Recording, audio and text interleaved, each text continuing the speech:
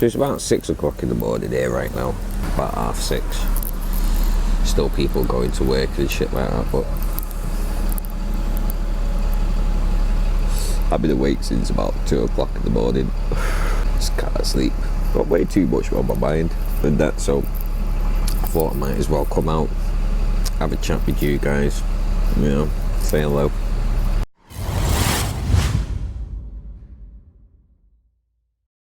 So I've been meaning to do a video getting more in depth about my mental health for a while now, and what's prompted me to do it today is the fact that, you know, the lead singer of Linkin Park had committed suicide. He'd been struggling with alcohol and drug abuse. I think it's drug abuse as well. I might be wrong about that, so don't quote me on that, but I think he's been struggling with the alcohol abuse as well as depression for a long time.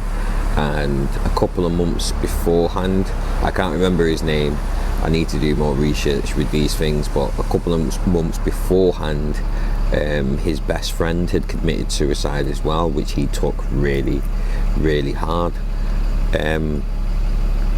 And, you know, it's a tragedy. It's a massive, massive tragedy, you know, for anyone to have to, you know, go through what he went through mentally, as well as being the person that's left behind and having to deal with that loss, you know. And as I've said before in some past videos, I've you know, a lot more awareness needs to be raised in regards to these, in regards to this, because it's a silent killer. Like, you never know what's going on with a person and how much a person is in a dire sort of position until it's too late, kind of thing. And being someone that has tried to kill themselves 3 times,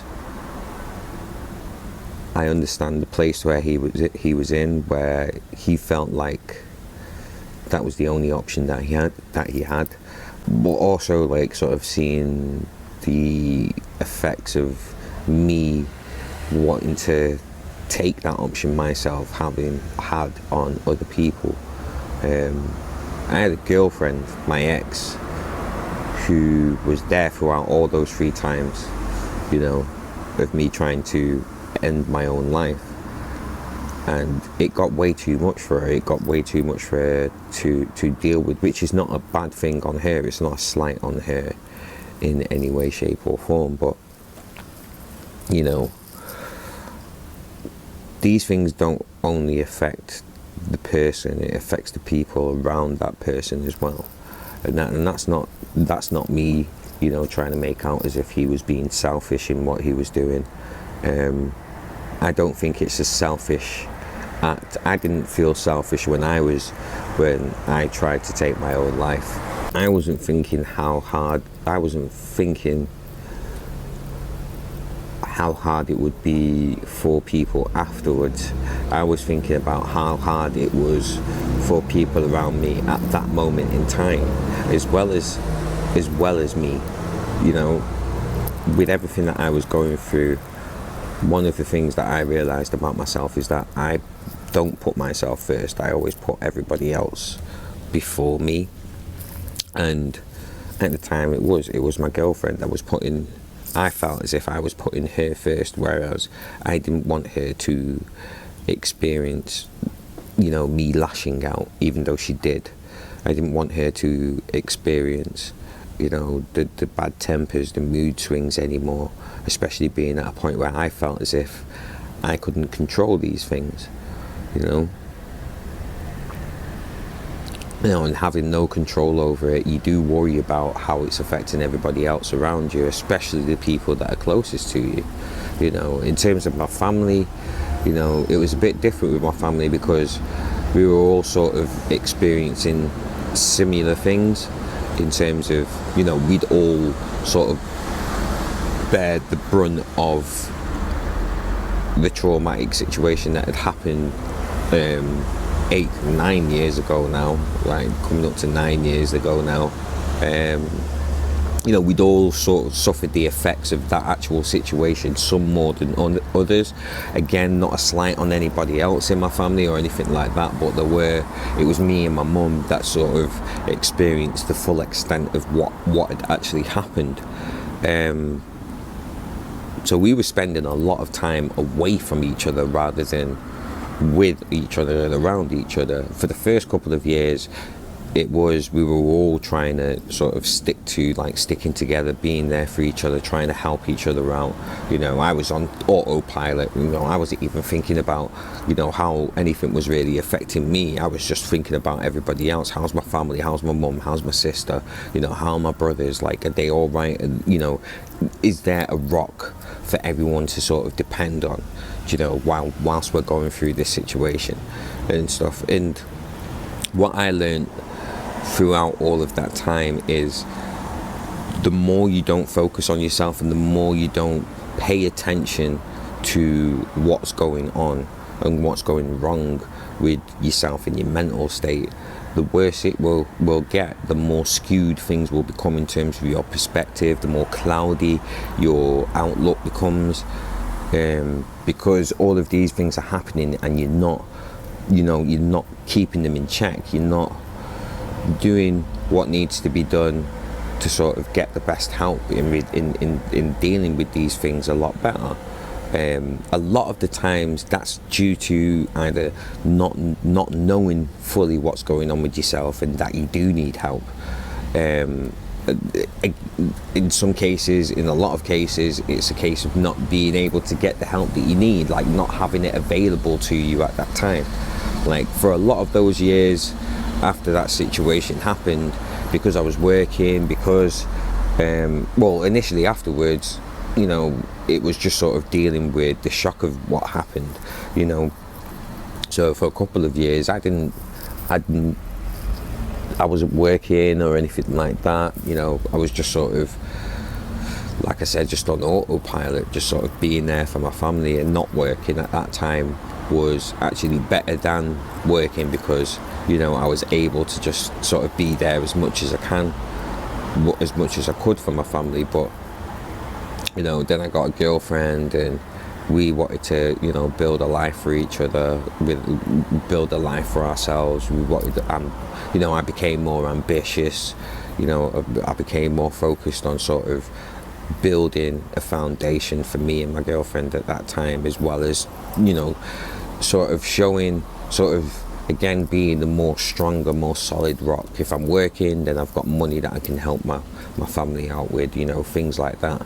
But during that time, that could have been the time where I could have look for the help that I needed, get the support that I needed, but I didn't have the time. I was working, I had a relationship that I was trying to maintain. I also had a musical career that was really starting to pick up speed, and I didn't want to lose that momentum. So a lot of things, although these things like music were sort of good for my mental health, at the same time they were kind of bad, because I was using them as distractions and I wasn't dealing with what I really needed to deal with. And that's the dangerous part of mental health, not knowing that there is a problem and not being able to get the help at the right time for that problem. And I feel like the lead singer of Linkin Park, Robin Williams, which also had a big impact on me, like sort of hearing his position, what he was suffering with and how long he was suffering with it, and then hearing about it. It seems a lot more people are coming out and talking about their experiences with mental health, which I think is an amazing thing. I think that can only be a good thing, but at the same time, it's kind of shocking that so many of us do suffer with some form of mental issue, some form of mental disorder. That it is so prevalent. It is disheartening that the majority of the population of the world do suffer from some sort of depression. And that can only speak to the current state that the world is in at the moment. So now more than ever, now more than ever, I believe that, you know, reaching out to people, talking about this more, you know, myself talking about it more, talking about my experiences, what I had to go through, you know, and and how things are sort of progressing with my therapy starting next week. You know, every Monday, you know, I'll have an opportunity to further work things out and further get a better grasp on my mental health and how to deal with it, you know. But it's a great sign that people are talking about it now. It's just a shame that it's under these types of conditions, and, you know, as a result of, you know, tragedies, you know, that this seems to come out more. So, you know, I'm gonna make, as I've said before, I'm gonna make more of a point of talking about my mental health, and sort of building awareness on mental health a lot more on the channel. You know, I have been trying to do that, but obviously I'm dealing with things myself, and a lot of the time I kind of worry that, you know, it's not going to reach anybody. I'm not really going to make any kind of difference in any way, shape or form. I'm worried about being judged, you know, about having this thing that's wrong with me and how other people are going to see it. But I have to see past all that and, you know, really try and make an effort to be part of the conversation, you know, and hopefully be part of the solution, into there being more awareness, being more studies done, and hopefully being more solutions to help with this mad spectrum of, you know, mental health that we're dealing with today. You know, so my heart, thoughts and prayers go out to, you know, the family of, you know, the singer. You know, it's going to be a horrible and difficult time that they're going to be going through, but although it is under sad circumstances that more and more people are starting to talk about mental health, I'm glad that this is happening, because more awareness does need to be raised, and the better we can be equipped to tackle these situations, the better in the long run, I believe. So with that, thank you very much for watching and listening. I hope you have an amazing day. Take it easy. Look after each other, man. Reach out to people, you know, reach out to each other, and, you know, make sure everyone's all right.